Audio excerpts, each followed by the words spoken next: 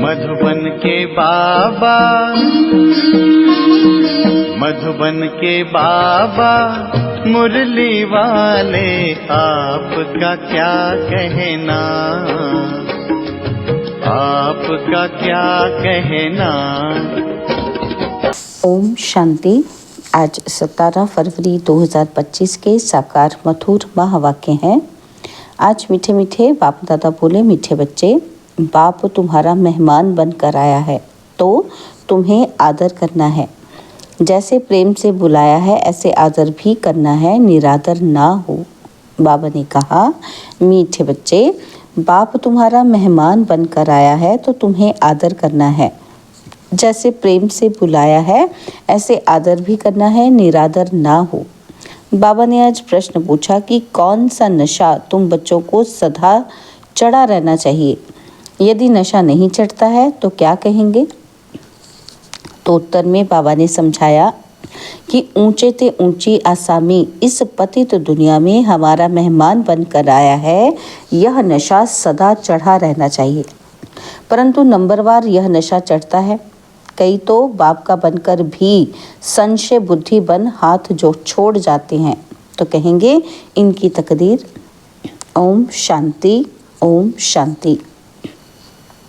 दो बारी कहना पड़े, ये तो बच्चे जानते हैं कि एक है बाबा और दूसरा है दादा, दोनों इकट्ठे हैं ना। भगवान की महिमा भी कितनी ऊंची करते हैं, परंतु अक्षर कितना सिंपल है, गॉड फादर। सिर्फ फादर नहीं कहेंगे, गॉड फादर।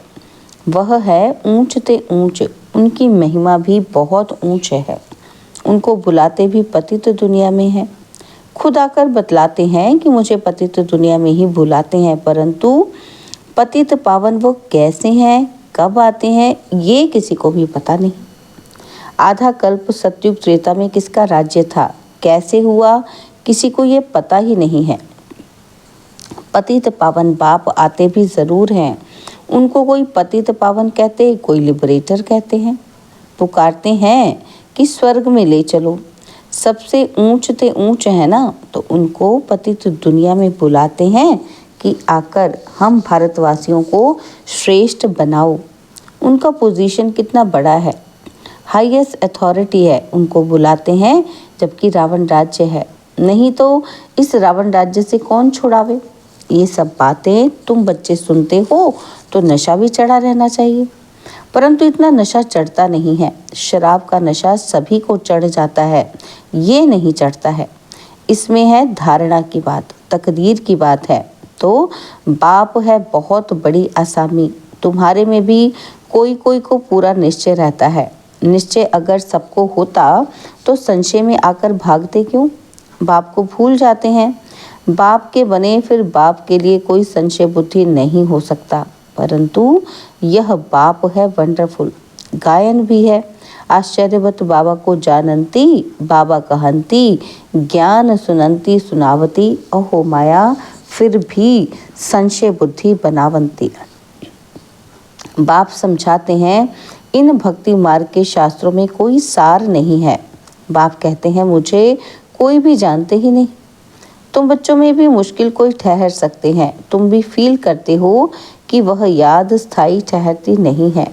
हम आत्मा बिंदी हैं, बाबा भी बिंदी है। वह हमारा बाप है, उनको अपना शरीर तो है नहीं। कहते हैं, मैं इस तन का आधार लेता हूँ, मेरा नाम शिव है। मुझ आत्मा का नाम कभी बदलता नहीं है। तुम्हारे शरीरों के नाम बदलते हैं, शरीर पर ही नाम पड़ते हैं। शादी होती है तो नाम बदल जाता है और फिर वह नाम पक्का कर लेते हैं। तो अब बाप कहते हैं, तुम ये पक्का कर लो कि हम आत्मा हैं। ये बाप ने ही परिचय दिया है कि जब जब अत्याचार और ग्लानि होती है तब मैं आता हूँ। कोई अक्षरों को भी पकड़ना नहीं है।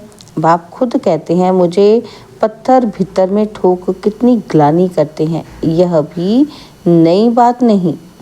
कल्प कल्प ऐसे पतित बन और ग्लानि करते हैं, तब ही मैं आता हूँ।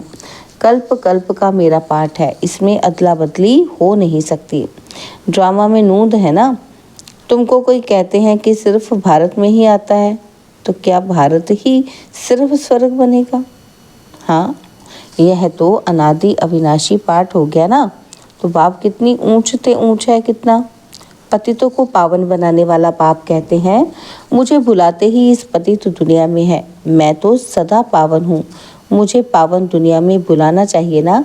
परंतु नहीं, पावन दुनिया में बुलाने की दरकार ही नहीं, पतित दुनिया में ही बुलाते हैं कि आकर पावन बनाओ।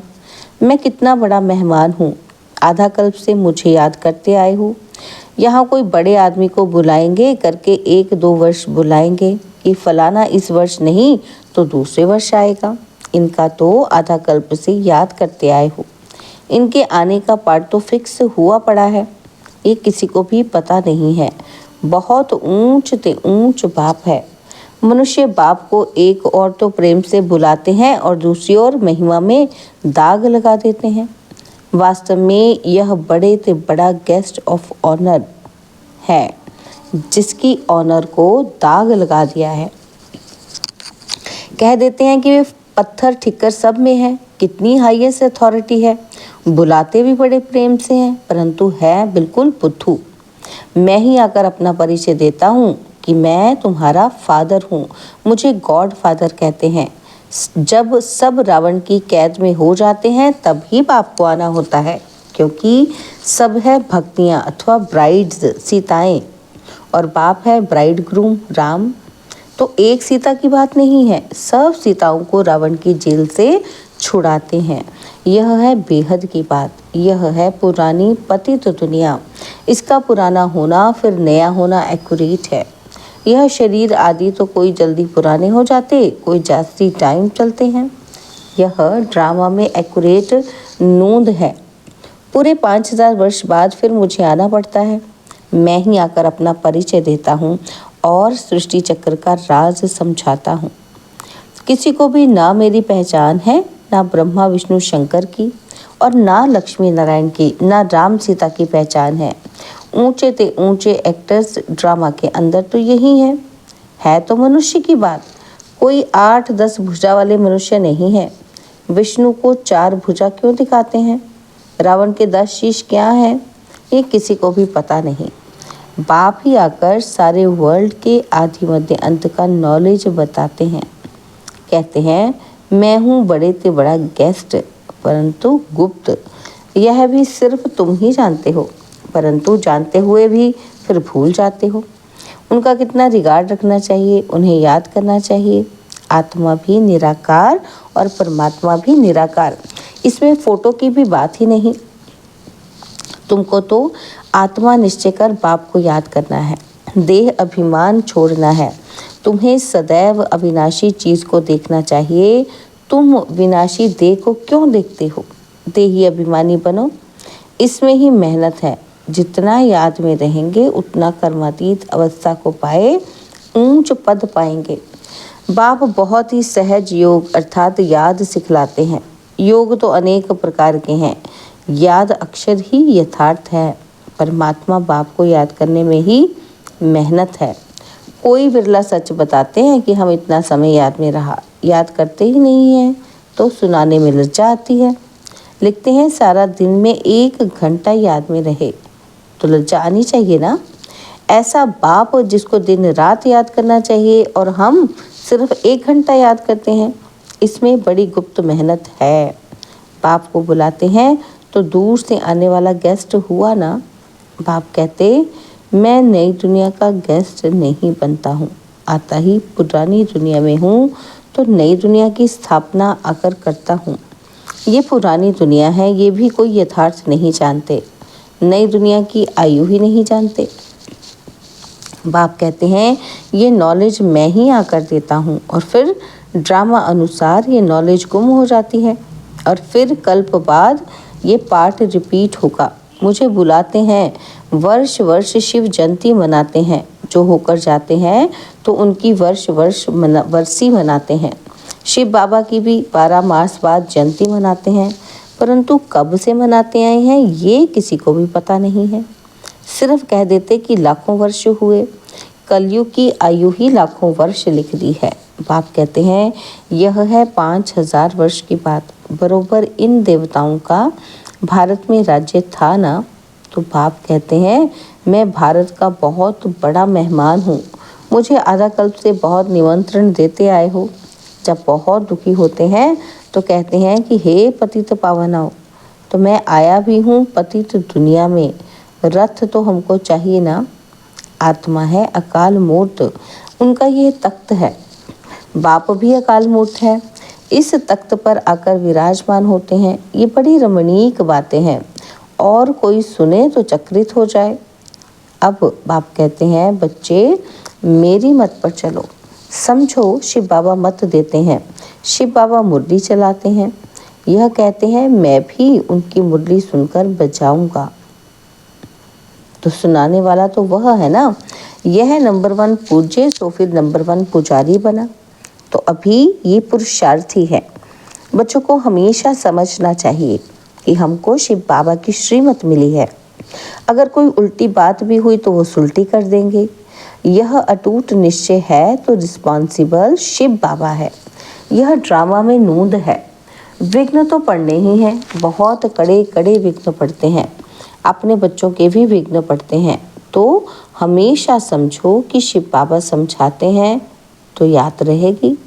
कई बच्चे समझते हैं कि ये ब्रह्मा बाबा मत देते हैं, परंतु नहीं, शिव बाबा ही रिस्पॉन्सिबल हैं। परंतु दे अभिमान है तो घड़ी घड़ी इनको ही देखते रहते हैं। शिव बाबा कितना बड़ा मेहमान है, तो भी रेलवे आदि वाले थोड़ी जानते हैं निराकार को कैसे पहचाने व समझे। वह तो बीमार हो ना सके, तो बीमारी आदि का इनका कारण बताते हैं। वह क्या जाने कि इनमें कौन है। तुम बच्चे भी नंबरवार जानते हो, वह सभी आत्माओं का बाप और ये फिर प्रजापिता मनुष्यों का बाप।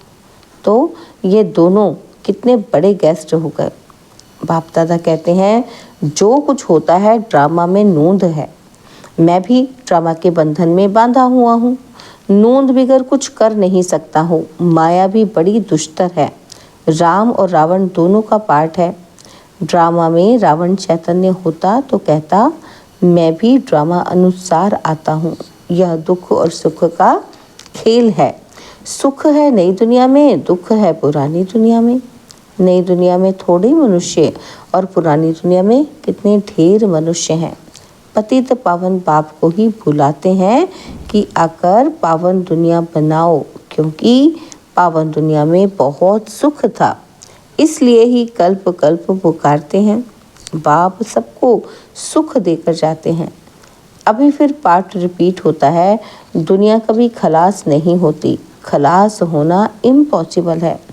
समुद्र भी दुनिया में है ना, यह 3rd फ्लोर तो है ना। कहते हैं जलमयी पानी पानी हो जाता है, फिर भी पृथ्वी फ्लोर तो है ना, पानी भी तो है ना। पृथ्वी फ्लोर कोई विनाश नहीं हो सकता। जल भी इस फ्लोर में होता है, 2nd और 1st फ्लोर। सूक्ष्म वतन और मूल वतन में तो जल होता ही नहीं। यह बेहद सृष्टि के 3 फ्लोर हैं, जिसको तुम बच्चों के सिवाय कोई भी नहीं जानते। यह खुशी की बात सबको खुशी से सुनानी है। जो पूरे मास होते हैं उनका ही अतीन्द्रिय सुख गाया हुआ है। जो रात दिन सर्विस पर तत्पर हैं, सर्विस ही करते रहते हैं, उन्हें बहुत खुशी रहती है। कोई कोई ऐसे दिन भी आते हैं जो मनुष्य रात को भी जागते हैं, परंतु आत्मा थक जाती है तो सोना होता है। आत्मा के सोने से शरीर भी सो जाता है। आत्मा ना सोए तो शरीर भी न सोए, थकती आत्मा है। आज मैं थका पड़ा हूँ, किसने कहा? आत्मा ने। तो तुम बच्चों को आत्म अभिमानी हो रहना है, इसमें ही मेहनत है। बाप को याद नहीं करते, देही अभिमानी नहीं रहते तो देह के संबंधी आदि याद आ जाते हैं। बाप कहते हैं तुम नंगे आए थे और फिर नंगे जाना है। यह देह के संबंध आदि भूल जाओ। इस शरीर में रहते मुझे याद करो तो सतो प्रधान बनेंगे। बाप कितनी बड़ी अथॉरिटी है, बच्चों के सिवाय कोई जानते ही नहीं। बाप कहते हैं मैं हूँ गरीब निवाज, सभी साधारण हैं। पतित पावन बाप आया है, यह जान ले तो पता नहीं कितनी भीड़ हो जाए।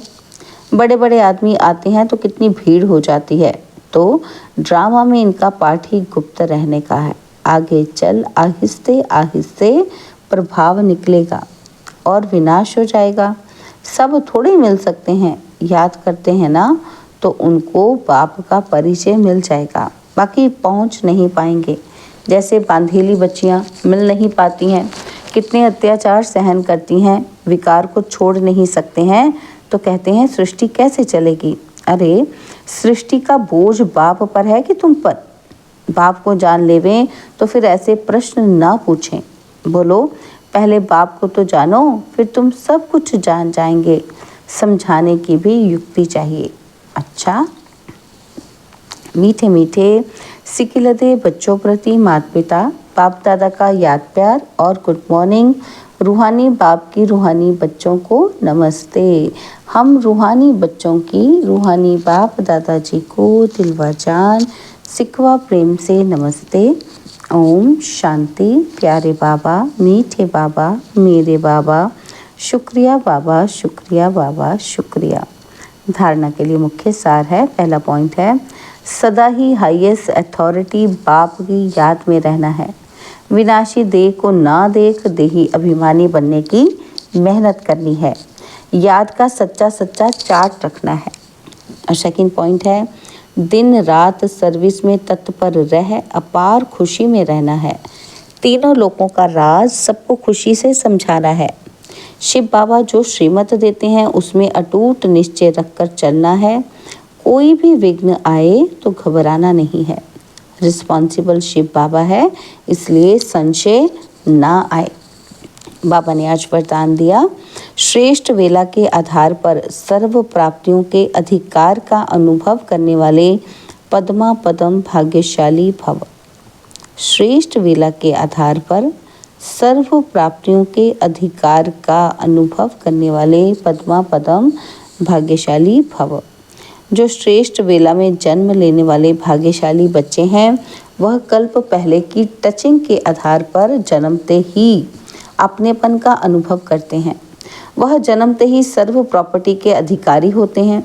जैसे बीज में सारे वृक्ष का सार समाया हुआ है, ऐसे नंबर 1 बेला वाली आत्माएं सर्व स्वरूप की प्राप्ति के खजाने के आते ही अनुभवी बन जाते हैं। वे कभी ऐसे नहीं कहेंगे कि सुख का अनुभव होता शांति का नहीं, शांति का होता सुख व शक्ति का नहीं। सर्व अनुभवों से संपन्न होते हैं। स्लोगन है, अपनी प्रसन्नता की छाया से शीतलता का अनुभव कराने के लिए निर्मल और निर्माण बनो। अपने प्रसन्नता की छाया से शीतलता का अनुभव कराने के लिए निर्मल और निर्माण बनो। तो अव्यक्त इशारे हैं, एकांत प्रिय बनो, एकता और एकाग्रता को अपनाओ। तो बाबा ने कहा, सर्व संबंध सर्व रचनाएं एक से लेने वाला ही एकांत प्रिय हो सकता है। जब एक द्वारा सर्व रचनाएं प्राप्त हो सकती हैं तो अनेक तरफ जाने की आवश्यकता ही क्या है। सिर्फ एक शब्द भी याद रखो तो उसमें सारा ज्ञान आ जाता, स्मृति भी आ जाती और संबंध भी आ जाता, स्थिति भी आ जाती और साथ साथ जो प्राप्ति होती है वह भी उस एक शब्द से स्पष्ट हो जाती। एक की याद, स्थिति एक रस और ज्ञान भी सारा एक की याद का ही मिलता है। प्राप्ति भी जो होती है वह भी एक रस रहती है। ओम शांति।